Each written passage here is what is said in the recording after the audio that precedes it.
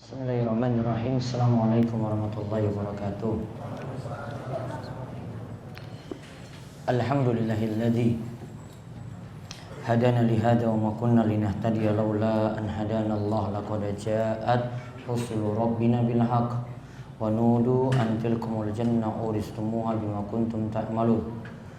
Wa asyhadu an la ilaha illallah wahdahu la syarika la wa asyhadu anna Muhammadan abduhu wa rasuluhu. Allahumma salli ala nabiyyina Muhammad wa ala alihi wa man tabi'ahum bi ihsan ila yaumiddin. Allahumma laka aslamna wa bika amanna wa alayka tawakkalna wa ilayka anabna wa bika khasamna. Allahumma inna na'udzu bi izzatika la ilaha illa anta an tudillana. Antal hayyul ladzi la yamut wal jinnu wal insu yamutun. Puji syukur kita panjatkan pada Allah. Salawat dan salam semoga tercurah pada junjungan kita Nabi besar Nabi Agung Muhammad sallallahu alaihi wasallam.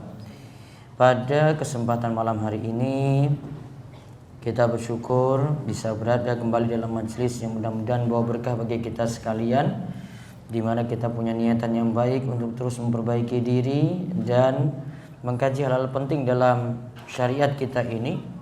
Nantinya kita akan melanjutkan bahasan yang pertama, kitab Riyadhus Shalihin karya Imam Yahya bin Syarif An-Nawawi dari kitab Ad-Da'wat, yaitu tentang kitab kumpulan doa. Masih membicarakan bab 250 tentang keutamaan doa.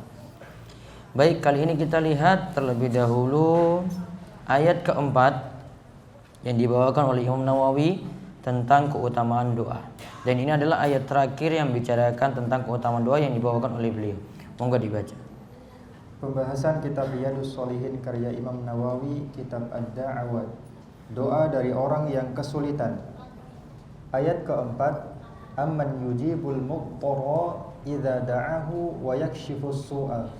Atau siapakah yang memperkenankan doa orang yang dalam kesulitan apabila ia berdoa kepadanya dan yang menghilangkan kesusahan. An-Naml ayat 62. Baik, dalam surat An-Naml ayat 62 dijelaskan juga tentang keadaan orang yang dalam keadaan sulit, muttar, orang yang dalam keadaan kepepet atau mengalami kesulitan. Kalau dia dalam keadaan susah, dia memohon pada Allah, dan hanya Allah yang bisa mengangkat kesulitan yang ada. Tidak ada selain Allah yang bisa mengangkat kesulitan tersebut. Yang lainnya lemah. Kita datangi orang soleh yang sudah meninggal dunia dan berada dalam kubur. Ada dua kemungkinan di situ. Yang pertama, kemungkinan pertama dari orang-orang soleh yang telah meninggal dunia tadi,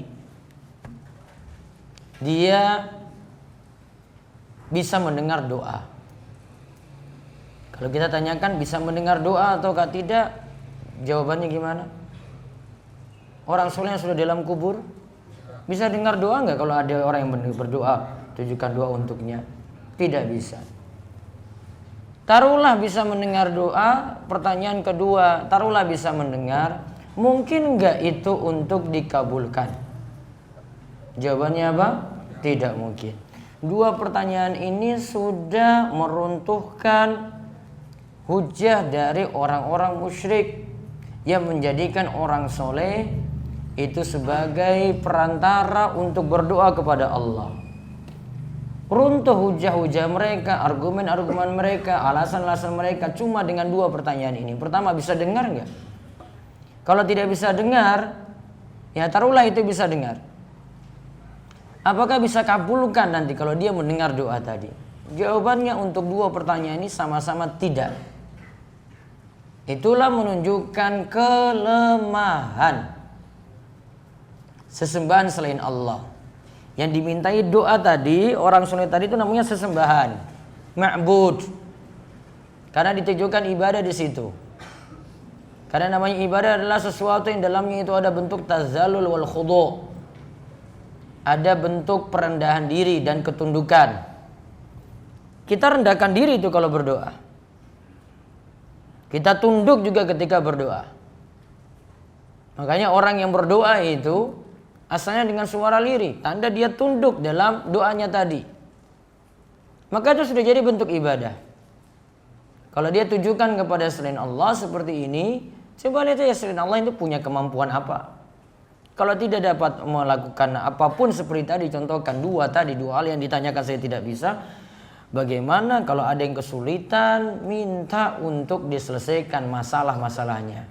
Entah masalah utang, entah masalah kehidupan, entah usaha yang enggak ada juga pelanggan, entah masalah-masalah yang lainnya, tidak ada yang bisa selesaikan kecuali Allah Subhanahu wa taala. Maka kita lihat di sini penjelasan dari ayat, ada perkataan Ibnu Jauzi, Ibnu Katsir dan Syekh As-Sa'di.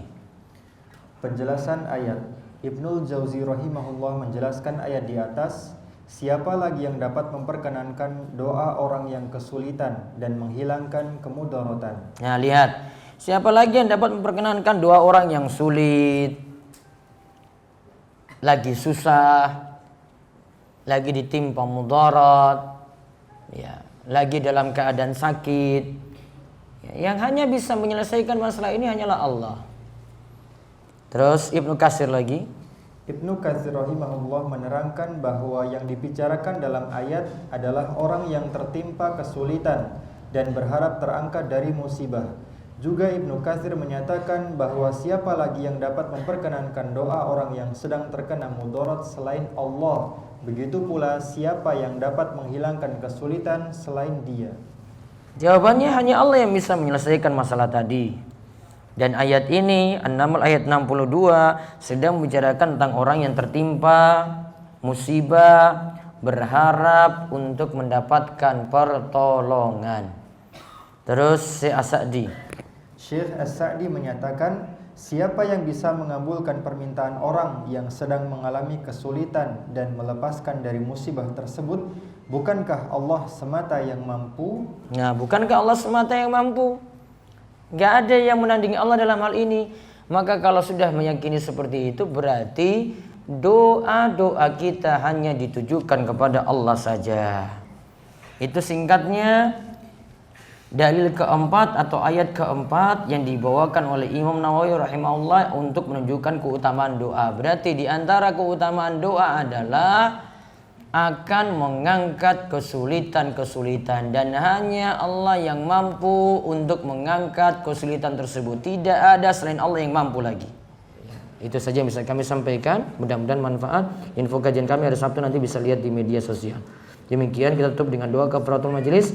Subhanakallahumma bihamdika asyhadu an la ilaha illa anta astaghfiruka wa atubu ilaik. Assalamualaikum warahmatullahi wabarakatuh.